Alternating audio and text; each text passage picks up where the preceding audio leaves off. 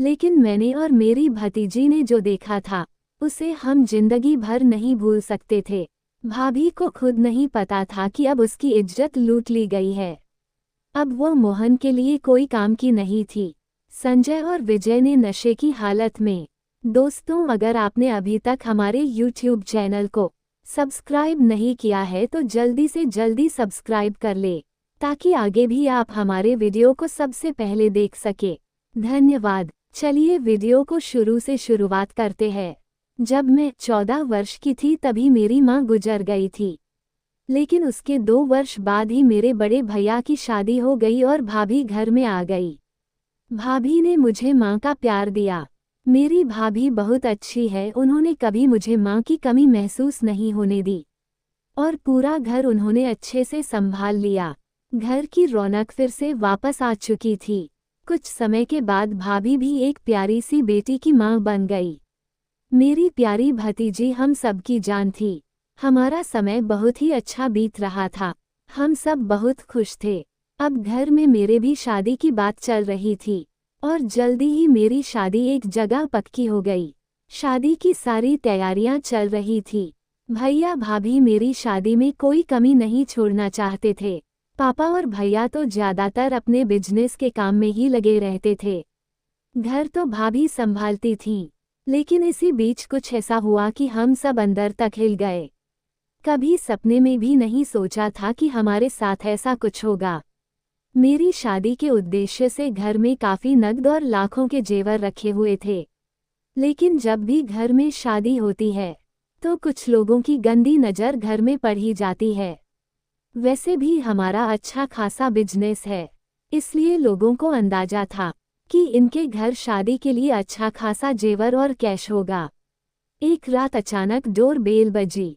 दरवाजा भैया ने खोला। भैया ने जैसे ही दरवाजा खोला 3-4 लोग, जिन्होंने मन की कैप पहन रखे थे, एकाएक घर में घुस आए।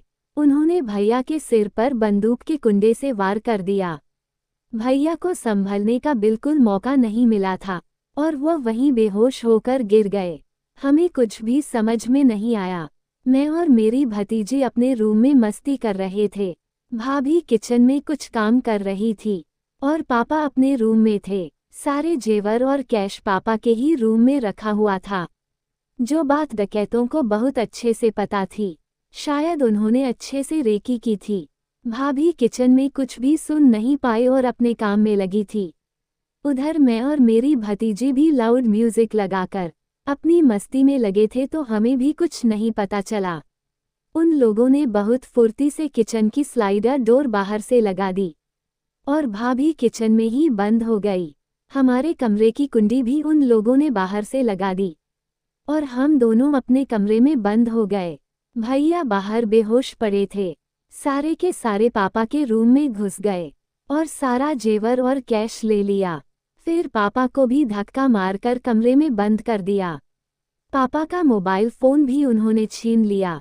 मेरा मोबाइल फ़ोन बाहर चार्जिंग में लगा हुआ था और भाभी का मोबाइल फ़ोन भी उनके कमरे में था। हम किसी से कांटेक्ट नहीं कर सकते थे। भाभी ने किचन से बाहर देखा तो भैया हाल में बेहोश पड़े थे और उनके सिर से खून बह रहा था। भाभी बहुत घबरा गई, उन्हें कुछ भी समझ में नहीं आ रहा था। वह जोर जोर से चिल्ला रही थी। पापा और हम दोनों भी अपने कमरे में थे। हमारे कमरों की कोई भी खिड़की हाल की तरफ नहीं खुलती थी, तो हम बाहर क्या हो रहा है कुछ नहीं देख पा रहे थे। बस भाभी ही थी जो किचन से बाहर हाल का सारा कुछ देख सकती थी। किचन में एक बहुत हल्का सा सेपरेटर लगा हुआ था, जिसे उन्होंने लॉक किया था, जो कि बहुत ज़्यादा मजबूत नहीं था। उसे बस इसलिए लगाया गया था कि अगर कभी किचन से बहुत ज़्यादा धुआं या कोई महक आ रही हो तो वह हाल तक न आए, उसे बंद कर दिया जाए। कैश लूटने के बाद सारे डकैत तेजी से बाहर की तरफ भागने लगे, लेकिन हम दोनों बुआ भतीजी जोर जोर से रूम से चिल्ला रहे थे। एकाएक उनके दिमाग में पता नहीं क्या आया कि उन्होंने हमारा रूम खोल दिया और हम दोनों को भी पकड़ कर ले जाने लगे। अब तो हमारी हालत खराब हो गई थी। उन लुटेरों की नीयत हम दोनों बुआ भतीजी के ऊपर खराब हो चुकी थी और उन्होंने हम दोनों को खींचकर गाड़ी में बिठा लिया। हम दोनों चिल्ला रहे थे। भैया बेहोश पड़े थे। पापा रूम में थे। वो हमें देख नहीं पा रहे थे। बस एक भाभी ही थी जो हमें देख रही थी और जोर जोर से चिल्ला रही थी, छोड़ दो मेरी बेटियों को, छोड़ दो मेरी बेटियों को। तुम्हें जो पैसे जेवर चाहिए थे सब तो ले लिए, लेकिन मेरी बेटियों को बख्श दो, उन्हें छोड़ दो। उन्होंने तुम्हारा क्या बिगाड़ा है? लेकिन उन नीच घटिया लोगों से क्या उम्मीद की जा सकती है? उन्होंने जबरन हमें गाड़ी में बिठा लिया था। हमारा घर शहर से थोड़ा बाहर की तरफ पड़ता है, जहाँ काफ़ी दूरी दूरी पर घर बने हुए हैं, इसलिए किसी को भी पता नहीं चल रहा था कि मेरे घर में क्या हो रहा है। ऊपर से रात का वक्त था, सब अपने घर में आराम कर रहे थे। ठंड का दिन था, सिर्फ एक भाभी ही सारा कुछ देख रही थी कि कैसे सब कुछ बिखर रहा है। उन्हें कुछ भी समझ में नहीं आ रहा था। वह जोर जोर से किचन का स्लाइडर डोर खींचने लगी और धक्का देने लगी, लेकिन लुटेरे आश्वस्त थे कि वह बाहर नहीं आ पाएंगी और अगर आ भी गई तो उनका क्या बिगाड़ पाएंगी। एकाएक भाभी जय माता दी चिल्लाते जोर से दम लगाया और किचन का स्लाइडर खुल गया और भाभी किचन से बाहर आ गई। लुटेरों ने घर के बाहर का दरवाजा नहीं लगाया था और वह अपनी गाड़ी लेकर बस जाने ही वाले थे कि भाभी बाहर आ गई। उन्होंने एक लुटेरे को बहुत जोर से पकड़ लिया और बोला, मेरी बेटियों को छोड़ दे, तू सब लेकर तो जा रहा है लेकिन मेरी बेटियों को छोड़ दे। लेकिन उन्हें कुछ भी नहीं सुनना था। उन्होंने जोर से भाभी को धक्का दिया और बोला, चल निकल यहाँ से नहीं तो तुझे भी साथ ले जाएंगे। और भाभी धरती पर गिर गई। उनके सिर पर भी बहुत गहरी चोट आई। लुटेरे ने अपनी गाड़ी स्टार्ट कर दी। मैं और मेरी भतीजी अंदर तक कांप गए थे कि अब हमारा क्या होगा। भतीजी तो नादान थी, उसे अंदाजा भी नहीं था कि हमारे साथ ये लोग क्या कर सकते हैं। लेकिन मेरी हालत खराब हो चुकी थी। भाभी को समझ में आ गया था कि इन्हें रोकना बहुत मुश्किल है और जब तक वह पुलिस को फ़ोन करती बहुत देर हो जाती। भाभी ने पूरे दिल से माता रानी को आवाज़ दी और बोली, माता रानी आज तक जब से होश संभाली हूँ आपकी पूजा की है, आपको सच्चे दिल से पुकारा है। कई सालों से आपके नवरात्रे कर रही हूँ, हर मुश्किल से आपने मुझे उबरा है। माता रानी आज मेरी बेटियाँ मुसीबत में है, आपको आना ही पड़ेगा। माता रानी आपको धरती पर आना ही पड़ेगा। मेरी बेटियों को बचा लो माता रानी, मेरी बेटियों को बचा लो। बहुत जोर से भाभी ने पुकारा। शायद उनकी आवाज़ इतनी जोर से निकली थी कि माता रानी तक पहुंच गई थी।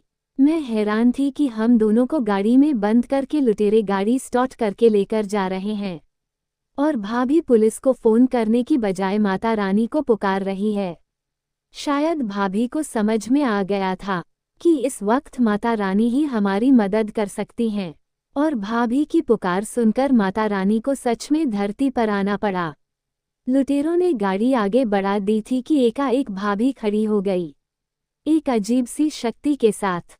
उनके चेहरे पर एक अजीब सी रौनक थी, अजीब सी चमक थी, एक अजीब सी रोशनी निकल रही थी भाभी के चेहरे से। मुझे कुछ भी समझ में नहीं आ रहा था, पर मन में सुकून हो गया था कि अब हमारा कोई कुछ नहीं बिगाड़ सकता। लुटेरों को लगा कि भाभी फिर कोई हंगामा करेगी, तो जो डकैत गाड़ी ड्राइव कर रहा था उसके साथियों ने उससे बोला, इसे कुचलकर आगे गाड़ी बढ़ा, नहीं तो हम सब फंस जाएंगे। उन्होंने गाड़ी आगे बढ़ा दी। भाभी गाड़ी के ठीक आगे खड़ी थी। उन्होंने अपना हाथ आगे को बढ़ाया और गाड़ी वहीं की वहीं रुक गई। लुटेरों ने पूरा दम लगा दिया था लेकिन गाड़ी आगे नहीं बढ़ रही थी। भाभी अजीब सी नज़रों से लुटेरों को घूर रही थी और बोल रही थी, आज तुम जैसे पापियों का अंत निश्चित है। लुटेरों को कुछ भी समझ में नहीं आ रहा था।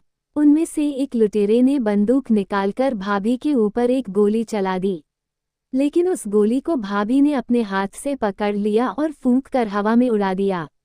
लुटेरों को समझ में आ गया था कि भाभी के अंदर माता रानी समा चुकी है और अब उनकी खैर नहीं।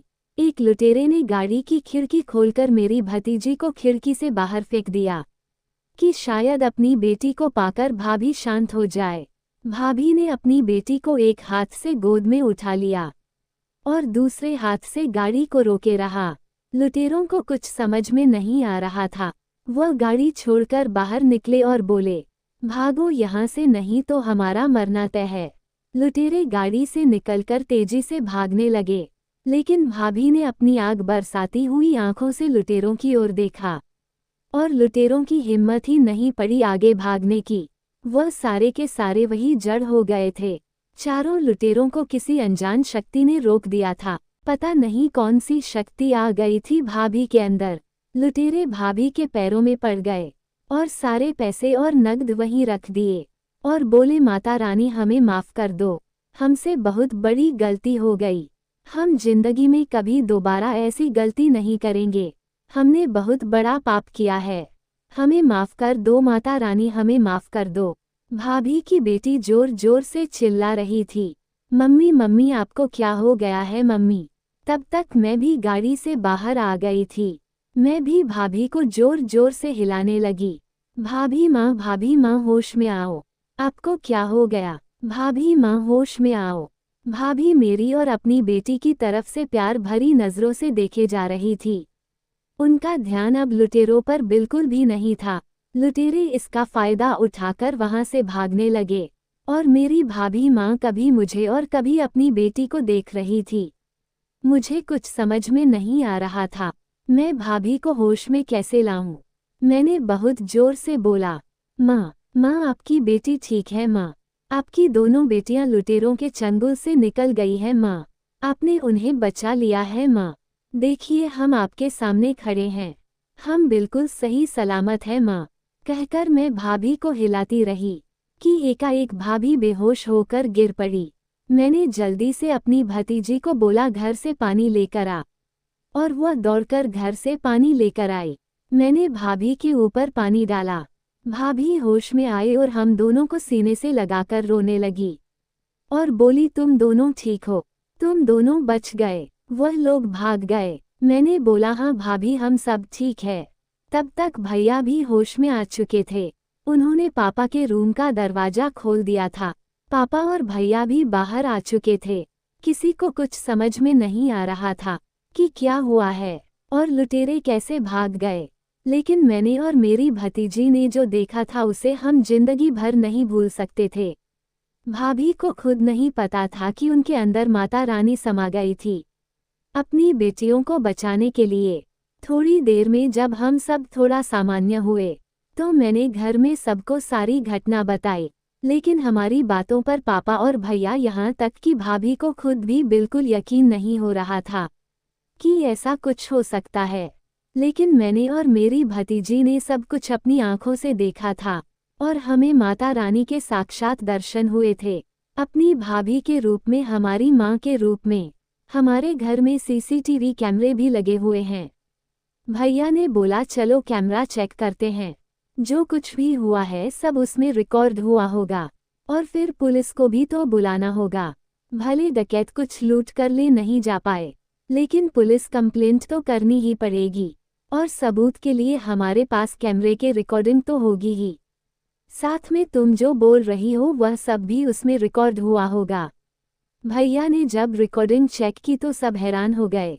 रिकॉर्डिंग में बस वही तक की थी जब लुटेरों ने हमारे घर की कॉल बेल बजाई थी।